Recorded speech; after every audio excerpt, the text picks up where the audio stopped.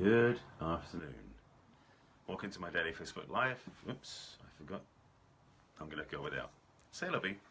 I have to speak louder then as I don't have my earbuds. I changed the tonality. Alright, so let's get going. My name is Barry Selby. I am a best-selling author, speaker, and relationship attraction expert, helping strong, successful women find balance in love, life, and business. I'm also a passionate champion for the divine feminine. And this topic has been brewing for a while, so I've got to talk about it. Before I get to that, though, let me just explain the framework we're playing in. This is my daily Facebook Live in an ongoing series of talks called Messages from the Masculine to Inspire the Feminine Heart.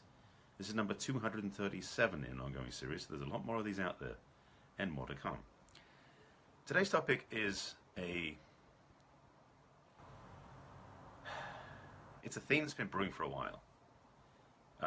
Ever since the metoo campaign became visible and became evident, and the movement that is coming up, and with the Women's March on Saturday, there's a lot of buzz in the air. And you could paint it as saying the women are getting getting stronger, and the men are getting scared. It's like, you can play it that way. It's like, no. But I want to bring the conversation more into the dating relationship conversation, because the Me Too exposure, as it were, the revealing of that conversation has changed a lot of things, a lot of people. But it's not something that, in some ways, is that surprising, at least to myself. So the way I want to speak about this is from both sides of the conversation, from men and from women, because yes, I can speak from a male perspective, being a man. Hello. Facial hair gives it away, I'm sure. But the second part is that I work with a lot of women, and I support a lot of friends of mine who are female, and I feel for them.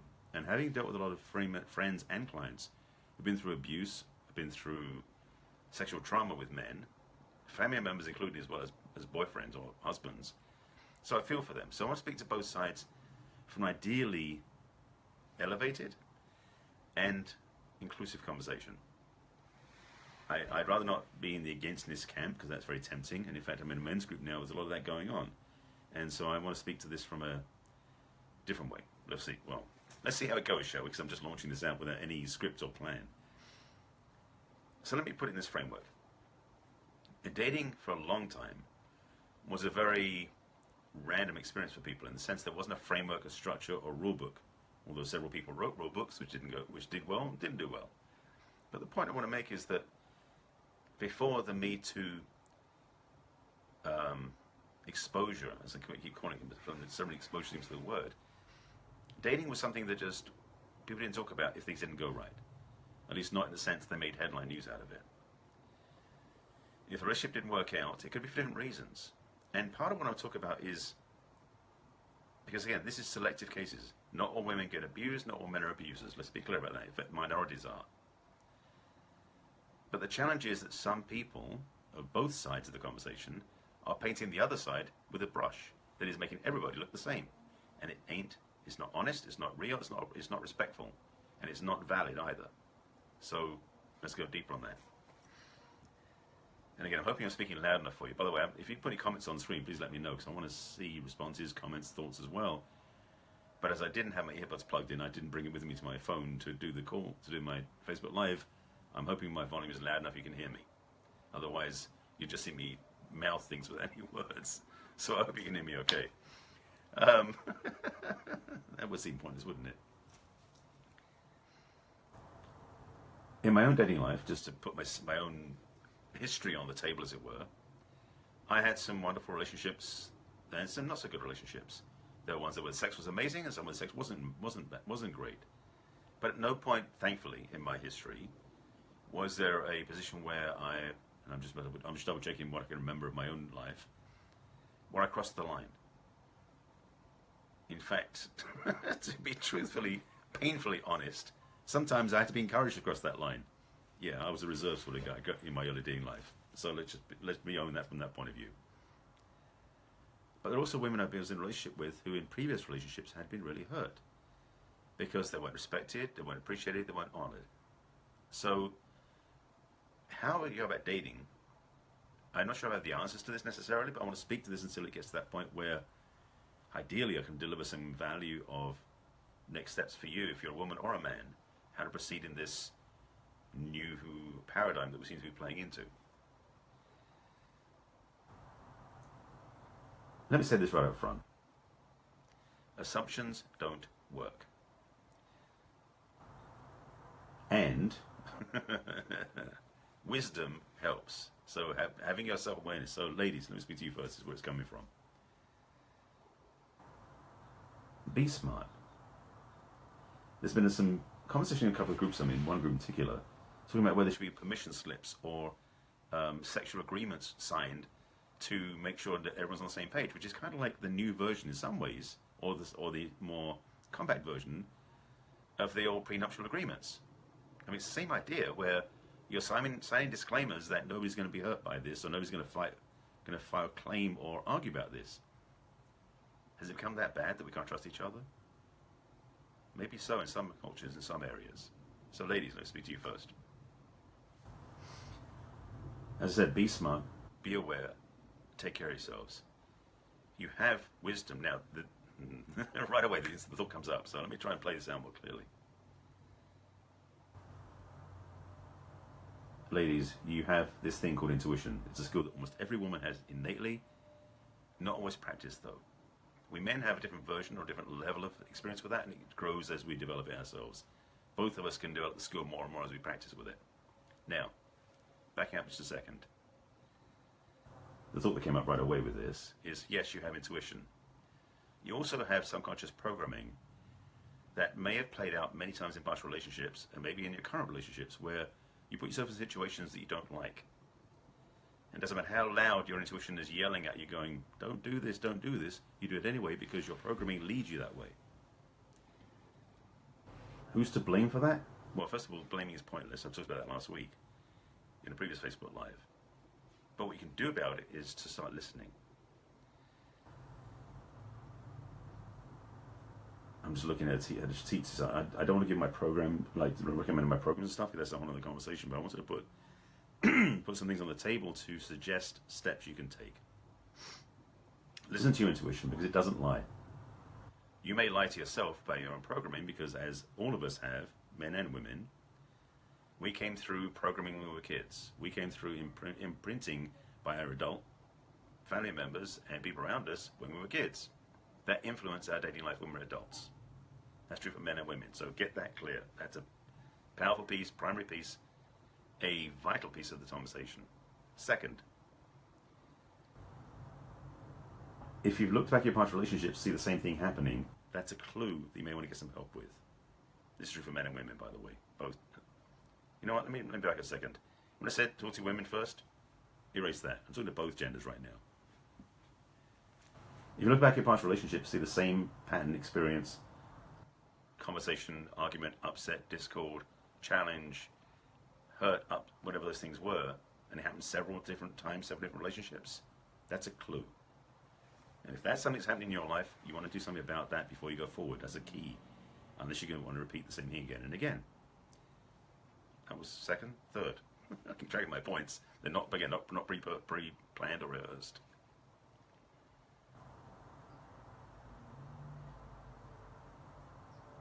I've got tutoring choices now. I'm just sitting with which choice to go with. So bear with me for a second as I lean into which one feels more aligned. This is the intuition I'm working on, by the way. If you watch my broadcast for the last month or two, this part's becoming stronger and stronger, where I lean into and feel into what is most aligned to speak about. That's my intuition. Or is that still small voice, or it's God, or what do you want to call it? I think intuition is a safer word to use, because some people go, what do you mean you're talking to God? Why can't I talk to God? You know, anyway. Sidetrack completely, put that on the side. Back on track. So, with past upsets and repeating patterns coming up, sometimes it's hard to hear that intuition. So back to the ladies again. Your innate level of intuition is stronger than us men, let's be clear. By the way, I'm being general. These are generalities, as I mentioned before. So just know this may not be exactly your experience, but it might help you. Intuition is a strong skill you have if you want to develop it. So I highly recommend you do listen to that voice that's giving you those red flags, warning signs, indicators, and also the one that's telling you this lines up more effectively. Because truth is, ladies, if you're in your true alignment, and yes, this is probably true for men as well. Yeah, it does line up. Just checking lines for both. When you're with somebody, you may discover you have competing voices inside that are saying, yes, go for it, or no, run away, or something else. We all have that. It's very rare for most people, where both or all three of the voices line up in the same way and go the same direction. That's the good news and the bad news. The bad news is you don't get consensus, but the good news is you have feedback from different parts of your committee inside that can guide you where you want to go next. So with that, you know, trust me, you do know when you listen to it clearly enough where those different voices are coming from. Are they coming from your intuition, your heart, your wisdom? Are they coming from your head, from your shoulds and what you think you should do? Or coming from a younger place, in maybe like around your stomach area, which is basically where your inner child, they call it, lives. Depending which voice it is, can guide you whether you should move into or move out of a situation. This is true of any part of life, by the way, but particularly around relationships and dating. The excitement of possibility getting what you want in that relationship, for men oftentimes it's the sexual experience, for women sometimes it is too, is largely based upon if you're aligned with that. Now, I know some people want to be in the sexual connection for the feeling of comfort, for the release, for that excitement, without any emotional baggage whatsoever. Good luck with that. It's a very incomplete experience, and it's certainly not what I would call fulfilling, but that's what some people want. And I'm realizing I just realized I went off track from the Me Too piece. I'll come back to that. So I'm giving you dating tips independent of the Me Too conversation, which is like, let's get back to that piece too. But men, so you hear this too. You as well as the women, me as well, us as well as the women, have this ability to be plugged into which voice we listen to. And yes, there's a fourth voice for both men and women, which is basically from your pelvic region. But I'm not getting into that one right now. Let's get back to the Me Too piece. That's what I started. That's what I started with. Let me come back to it so I can wrap this up in a timely fashion. Yes, timely fashion. The challenge with Me Too is that people are being painted with the same brush. Aziz Ansari, for example, he's in the conversation for Me Too because a woman he was dating, a young girl, didn't leave when she could have done. Now, as somebody wrote and I read this article, which is enlightening, the Me Too conversation is largely based upon the idea that men take advantage of women because they have the power to do so, usually in positions of power, like job, superior, employer type situations. And that's all left up, period. I mean, that's just not working, period. But one to speak to is in the dating arena for us regular folks who aren't dating somebody who we're employing, which is a messy thing to get into anyway. I mean, your work-based relationships suck anyway. And men who enforce that, they get kicked out. But if you're in a regular dating arena out in the world, in the wild blue yonder, just hanging out and meeting somebody and you're interested in dating them, from Tinder or from a bar or from a friend referral or whatever it is, be real. That's probably the best thing I can say. Ladies, if you feel impinged upon, if you feel your space is being invaded and it's not comfortable, speak up. Men, I hope you hear this because a lot of men don't listen to this stuff. If you feel that from her, or if you feel that she's coming on to you too much, because that happens too, be willing to say enough. Be willing to hold your ground. Now, it was yesterday's broadcast, so I don't remember what time it's back into. I mentioned that the first date shouldn't be the first time you meet. I said that the second time you meet should be your first date. Meaning that when you first meet somebody through a dating arena, like Tinder, whatever you use, meet them in an environment that is safe, low investment, daylight, public. So meaning for coffee is a great place to do it because you're not spending tons of money on each other, or he's not spending money on you as a woman. And you can get to know each other, decide if you actually want to go on a real date. That seems much smarter than going on Tinder, swiping right and saying, okay, let's go for a $300 meal. That doesn't feel clean. On either side, to be honest, because so many assumptions get made. So putting that into this context about the Me Too, let's start a new conversation in the dating arena. On the first pre-first date meeting, that's a common way of saying it, consider looking into your partner's eyes when you're meeting for the first time and ask them the hard questions up front. Don't wait 3 months. Don't wait for your second date. On the first meeting, where do they stand on women's rights? and listen carefully. Where do they stand on respecting men? And listen carefully. I'm talking about both sides of the conversation here. Some of these patterns may not show up right away, but I'm hoping you can find clues, and again, back to the intuition thing I talked about earlier, tune into that detector you have inside to feel if that person's being authentic or not. This Me Too conversation is going to go for a while, I'm sure, and hopefully it will, and the Time's Up campaign they talked about, no, what was the word? Movement, that was the word they used. It's going to go for a long way to change things in the workplace, particularly in the entertainment industry, particularly in the political arena. But it's influencing the social arena too, because I see on social media a lot, people are being concerned about how they interact now when it comes to dating. It's not business as usual, and that's the mistake people make, that it is business as usual. It's not quite that. What it requires, which I'm so grateful for, if you really want to get and play in this arena, is consciousness and presence. So you're not just dating for the sake of getting a result of just getting laid or having a partner. It's about building constructive, growing, authentic, elevated relationships. If your focus is that, this conversation is a healthy thing to have on the way. And up front is a good way to get it out of the way true. Because then you can build agreements and build trust with each other from the get-go.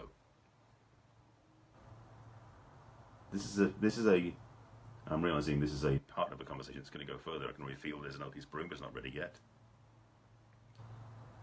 But hopefully this is helping you with some thoughts, some ideas, some insights for yourself, perhaps your own history. And I'll leave you with this thought, because I know there's another piece coming, but it's not, again, not ready for prime time yet.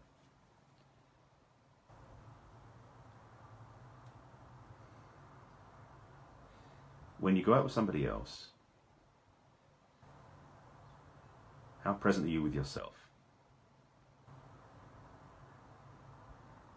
How clear are you with your own internal guidance system when you're with somebody else?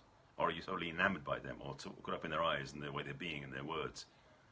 Or are you busy checking out the whole room? Perhaps one of the biggest keys to dating now in the Me Too era is to be present to yourself, to listen to yourself, to trust your inner guidance, and to be present. There are no rules for this, truly, but there's certainly respect, dignity, manners, honor, respect, trust. There's a lot of words I throw out at this, but it starts with being present with yourself. That will get you started. I'll have more soon, I'm sure. It may not be tomorrow's broadcast. By the way, these are daily Facebook Lives. This is number 237, an ongoing series of talks called Messages from the Masculine. Yes, 237. I'm going to go for the whole year, I think, the way things are going. Let's go to 365. I feel that's the next hurdle to achieve. Although I'm traveling in the next few months, so we'll see if I can get daily Facebook Lives out. I think that's it for now. If you have any questions or thoughts, please put them below and I'll respond. If you are looking for support, please reach out to me. If you know anyone who should watch this, please share it with them. This is a challenging topic for a lot of people, and we're just getting started. It ain't perfect, it ain't going to be easy. But with love, with compassion, with caring, and with integrity, we might be able to find our way through this. I'm sure we will, actually. So once again, I wish you well. I invite you to take care of yourselves. Please, please, love yourself, take care of yourself, honor yourself. Because if you don't do it, who is? I'll see you again tomorrow for my next broadcast. Maybe about this, maybe about something else. And with that, I'll say I'll see you tomorrow. Bye.